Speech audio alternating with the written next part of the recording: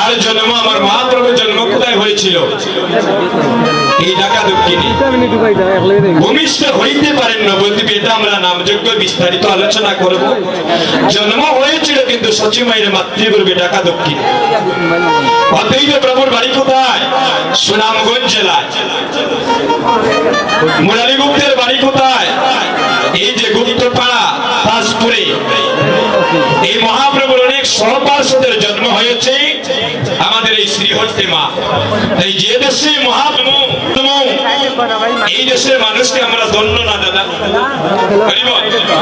যে দেশে মহাপ্রভুর জন্ম হয়েছে সেই দেশে যদি কোনো মানুষ জন্মগ্রহণ করে তার তো জন্মটা ধন্য হয়ে যায়। আমরা ভারতে কীর্তন করি ৮০ বছরের বাবা পর্যন্ত মহাপ্রভুর সম্মুখে বলছি, মা যদি মিথ্যা বলি মহাপ্রভু যেন জনমের মতো জবান বন্ধ করে দেয়। ৬০ বছরের বাবা, ৮০ বছরের বাবা আমাদের চরণে প্রণাম করে আমাদের লজ্জায় মাথাটা নষ্ট হয়ে যায়। আমরা বলি আপনারা কেন আমাদেরকে প্রণাম করেন? বলে তুমি যে আমার গৌর দেশের মানুষ, তুমি যে মহাপ্রভুর দেশের মানুষ, ওই দেশের কোন ভক্তকে দর্শন করলে আমাদের মনে হয় মহাপ্রভুকে দর্শন করা হয়ে যায়।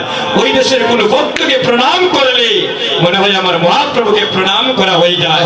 সেই দেশের মানুষকে সেই দেশের মানুষ কত ভালোবাসে, হরি বল। আর আমরা গৌর দেশের মানুষ হয়ে যদি আমরা গৌরকে ভুলে যাই তাহলে আমাদের এই জনমটা দাদা সার্থরেই চলে যাবে, হরি বল। তাই আমরা সবাই মিলে একটু গুরু গৌরাঙ্গের গানটা হাতে করতালি দিয়ে গাইব, আর গৌর দেশের মানুষ গৌরকে দেখিয়ে দেব যে মহাপ্রভুকে আমরা ভুলি নাই, হরি বল। সবাই যদি হাত তুলেন, সবাই যদি হাত তুলেন। তোমার চরণে আমি সমর্পণ হয়ে গেলাম, আমার অপরাধ তুমি ক্ষমা করো, আর এই দেহটা গৌর চরণে আত্মনিবেদিত করো, হরি বল। ভগবান বললেন কি তার মধ্যে স্পষ্ট বলা, সর্বধর্মান পরিত্যাজ্য মামেকং শরণং ব্রজ, ওম তাং সর্ব পাপস্য মুক্তস্বামী মা শুচি। সবকিছু ছেড়ে দিয়ে যদি ভক্ত আকুল প্রাণী আমার চরণে শরণাগত হয়ে যায়, আমার ভক্তের সকল অপরাধ ক্ষমা করে আমি তাকে একদিন দিব্যধামে পৌঁছে নিয়ে যাই, হরি বল।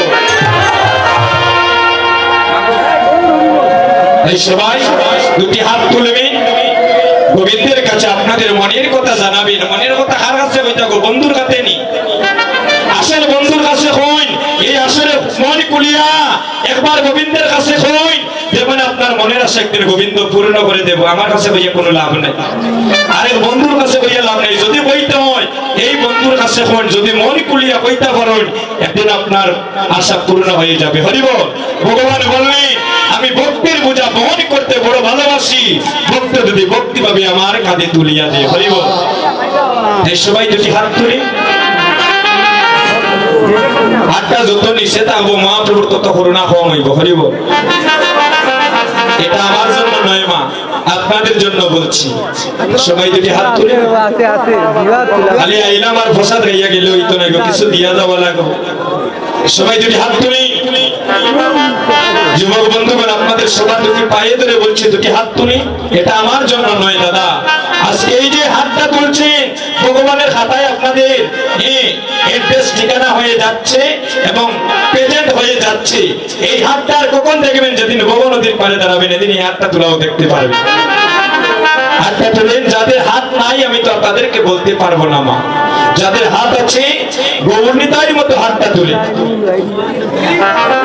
সবাই বলবেন হরে কৃষ্ণ কৃষ্ণ কৃষ্ণ হরে হরে, হরে রাম সবাই বলুন রাম রাম হরে হরে, হরে কৃষ্ণ কৃষ্ণ কৃষ্ণ হরে হরে, হরে রাম রাম রাম হরে হরে, হরে কৃষ্ণ কৃষ্ণ কৃষ্ণ হরে হরে, হরে রাম রাম রাম হরে হরে। মায়েরা উলুধ্বনি পড়ে দিবেন। এবার সবাই মিলে একটা মহাপ্রভুর ধ্বনি দিই, হরি বল। যার এখানে আগমন ঘটেছে তাকে কি আমরা ধ্বনি দিব না? তার ধ্বনির কি ধ্বনি হতে চাই না? যারা যারা গৌরধনের ধ্বনি হতে চান থেকে হাতটা তুলি, সবাই প্রেম সে ধ্বনি করবে জয় জয় মহাপ্রভু কি। এখনো হয় নাই, এত যুবক বন্ধুগণ, এত হাজার হাজার ভক্তগণ, আর ধ্বনিটা এমনই করলেন মাগো প্যান্ডেলের বাইরেই গেল না। একটু প্রেম সে ধ্বনি করবে জয় জয় মহাপ্রভু। এখনো হয় নাই। মায়েরা তো ধ্বনিটা মনে করতেছি না গো, সবাই মিলে ধ্বনি করবি জয় জয় মহাপ্রভু কি।